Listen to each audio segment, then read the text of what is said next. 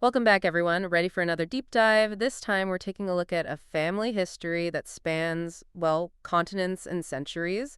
The Talaveras, we've got a whole bunch of stuff to go through, website excerpts, research summaries, study guide, all sorts of things focused on this one family. Sounds ambitious. Oh, it is, but that's what we do here, right? Dig deep, get to the good stuff. And with the Talaveras, there's a lot to uncover: their story, how they impacted all these different societies, and the massive effort to trace their family tree across the globe. That's a lot of ground to cover. Yeah, the Talavera family tree is, well, massive is a good word for it. Their presence is documented all over the Americas. Everywhere. Like, give me an example. Okay, Peru, Venezuela, Wow. Colombia. Okay, I'm seeing the pattern. But it's not just South America, right? Right, it goes way beyond that. We're talking Mexico, Chile, Argentina, Cuba, Dominican Republic. Honestly, almost every country in the Americas. It's incredible. Okay, so it's pretty much a Full House Americas edition. You could say that. But wait, you said across the globe? I'm guessing it doesn't stop there? It does not. They also have roots in Europe, Spain, Portugal, even the UK, France, and Italy. So we're talking about a truly global family history here. Yeah, it's quite remarkable. It makes you wonder, how did one family spread so far and wide? I mean, the earliest mentions of the Talaveras go all the way back to the 13th century. That's a long time to put down roots and to branch out, as it were. Exactly. So to get some answers, let's look at the research that's been done. There's a lot of it, and thankfully, a lot of it is focused on genealogy. Researchers have been tracing lineages, origins, different branches of the family, all across those different countries we talked about. Wow, that's got to be a lot of work. It is. They've gone really deep using primary sources like personal letters, diaries, the real intimate stuff. Oh, wow. And of course, they've used secondary sources too, like official records and histories, anything they can get their hands on to put the pieces together, basically. So it's more than just names and dates, right? This has to be a pretty rich story if they're using sources like personal diaries. It is. It's not just about who's related to who. It's about their role in the history and culture of all these different places. Give me an example. How did they shape things? Well, for example, some Talaveras were involved in the fight for Peru's independence. No way. Yeah, imagine members in this family right there on the front lines helping shape the destiny of a nation. That's incredible. It makes it so real, So they weren't just like living their lives, they were affecting things, changing the course of history. Absolutely. They weren't just passive bystanders. In 18th century Venezuela, for example, there's a Juan Talavera who built this whole network of trading posts. Interesting. And it turns out those posts ended up playing a huge role in that region's economic development. So we're talking about a family that was really involved making things happen, but who are the people who figured all of this out? Who are the history detectives piecing together the Talavera puzzle? There are a lot of dedicated researchers out there. For example, there's Jose Maria Lacuente Condamo. He's a big name in Talavera research. He's written tons about the family in Peru, tracing them way, way back. From what I've read, his work is kind of the gold standard when it comes to understanding the Talaveras in Peru. Yeah, he's the one who really laid the groundwork. And then we have Carlos Daniel Valcarcel. He was really interested in how the family influenced Peruvian society as a whole. He found out some Talaveras were big players in the government, some were patrons of the arts, really shaping things. It seems like each researcher adds a new layer to the story. Exactly. There's so much to uncover. And every new piece of the puzzle helps us understand the bigger picture. There are a lot of other names, too. We've got Juan Pacheco Talavera, who wrote these amazing personal memoirs. Oh, those sound cool. They really are. They give you this firsthand glimpse into family life in the early 20th century. Then there's Ana Maria Gomez Talavera, Pedro Antonio Talavera, Maria Elena Garcia Talavera, Alfonso Talavera Escobar. Wow, so many people passionate about uncovering this one family's history.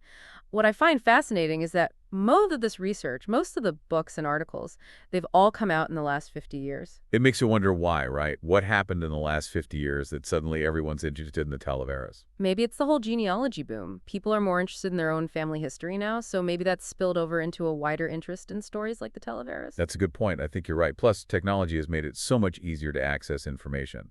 Online archives, digitized records, all that stuff. It's all at our fingertips now. And speaking of technology, there's this one researcher, Jose Talavera Falcon, who's really using technology to his advantage. He's been researching the family since 2003, and he's even using AI as part of his methodology. Now, that's cutting edge. AI to uncover family history. I wonder what he's doing with that.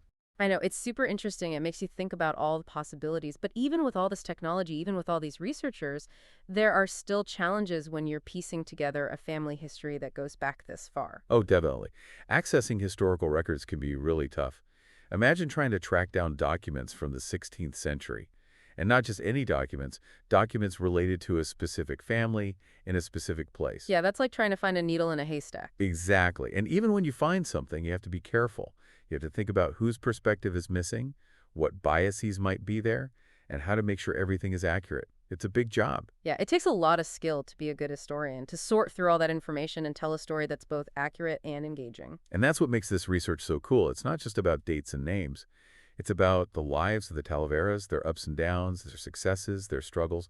It's about bringing their story to life. I agree, and making it relevant for us today. Ex- Well, I'm already hooked. We've only scratched the surface of the Talavera family, and I'm already blown away by the sheer scale of their story. From Peru to Venezuela to who knows where else. It's amazing, isn't it, how their story connects with all these major historical events. It's like looking through a window to the past and seeing how individuals, even those we might not know by name, played a part in shaping the world we live in today. That's what I love about these deep dives. We get to see those connections, those personal stories that make history come alive. And with the Talaveras, there are a lot of those stories to uncover. We're just getting started. There's a lot more to come. It's amazing how the more we learn about the Talaveras, the more we see their story reflecting these big historical trends and patterns. Yeah, for sure. We're talking about a family that lived through huge historical moments, from colonialism in the Americas to independence movements and everything in between. Their lives were right in the middle of it all. It's like their individual stories give us a glimpse into these huge forces that shaped societies and even continents. Exactly. We can see how their experiences were tied to things like migration, cultural exchange, changing social structures, even how entire societies evolved. It's a really unique way to look at history. Yeah, through this one family's eyes. Right. And seeing how individual lives across generations and continents reflected those bigger narratives. It's fascinating. It is. For example, there's this story of Isabella Talavera in 17th century Mexico. Okay, what about her? Well, researchers found her diary. Wow, a real diary from the 1600s. Yeah. And it's amazing. It not only tells us about her everyday life, but also gives us this firsthand account of the social and cultural changes happening in Mexico at the time. That's incredible. A diary like that must be pure gold for researchers trying to understand that period. It's not just dry facts and figures, you know. It's a real person's story. Exactly. It reminds us that history is made up of all these individual experiences, like little pieces of a giant puzzle. I love that analogy. But even when we find amazing sources like Isabella's diary, we have to be careful. We need to think critically about the information. What do you mean by that? Well, we need to think about any limitations of the information. Could there be any biases? We need to remember that there's always more than one side to every story. Oh, that's important. Yeah, like take, for instance, the Talavera family and the Peruvian silver mines back in the 16th century. Some records might highlight their economic success, but we also need to consider what that meant for indigenous populations and the environment at the time. Yeah, we need to think about the whole picture, not just celebrate successes, but understand the complexities and, maybe even the downsides. Absolutely. History is rarely black and white. It's full of shades of gray. We have to remember that. You mentioned earlier that Jose Talavera Falcon is using AI in his research. Can you tell me more about that? It feels like technology is changing the way we study history. Yeah, it's really exciting. His work is a perfect example of that. Imagine using AI to sort through huge amounts of data. It could find connections we humans might miss, even translate old documents. Like having a super-powered research assistant? Right. Do you think AI could help with some of those challenges we talked about earlier, like finding hard-to-get records or putting together those fragmented pieces of information? It seems like it has the potential. I mean, AI could scan tons of historical records, right? Find patterns and connections human I might miss, maybe even help reconstruct family trees. Yeah. And maybe even find people who are missing from the records. That would be huge. It sounds like AI could not only speed things up, but uncover things that wouldn't have been possible before. Exactly. But even with all this cool tech, we can't forget about the human element. It's the researcher's passion and critical thinking that really make these stories come alive. Totally agree. It's the human connection that makes history feel relevant, you know?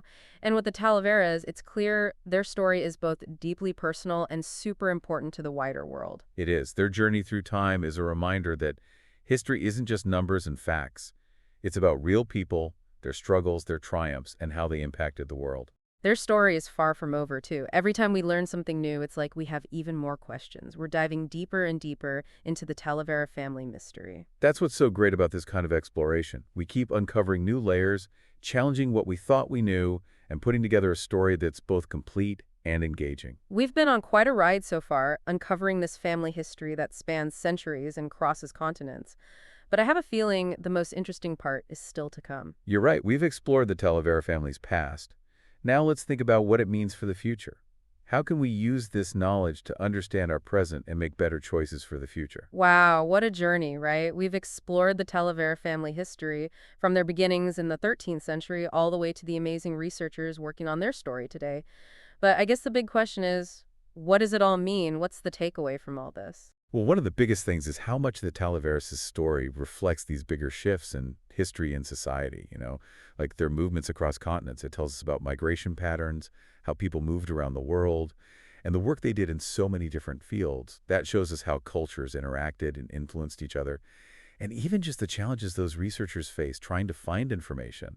That really highlights how important it is to preserve history, to keep those records safe. It's like we're seeing history in miniature through this one family, right? Exactly. When we look at the Talaveras and then zoom out to the bigger picture, we can see how personal journeys can connect with events that shaped the whole world. So, why should our listeners care about one family's history, even a family as interesting as the Talaveras?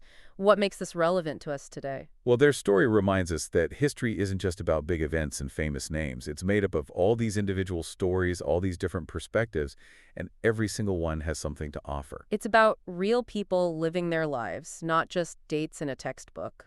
Right. And the Talaveras' story is a testament to how resilient people can be, how we adapt, how family connections can last for generations. It's a story that speaks to everyone, no matter where they come from. It shows that shared humanity, right? No matter our differences, we're all connected through our ancestors and what they went through. Exactly. And history isn't just something that happened a long time ago. It's still shaping us today, influencing our views and even the choices we make. I keep thinking about those researchers, how passionate they are about uncovering the Talavera story.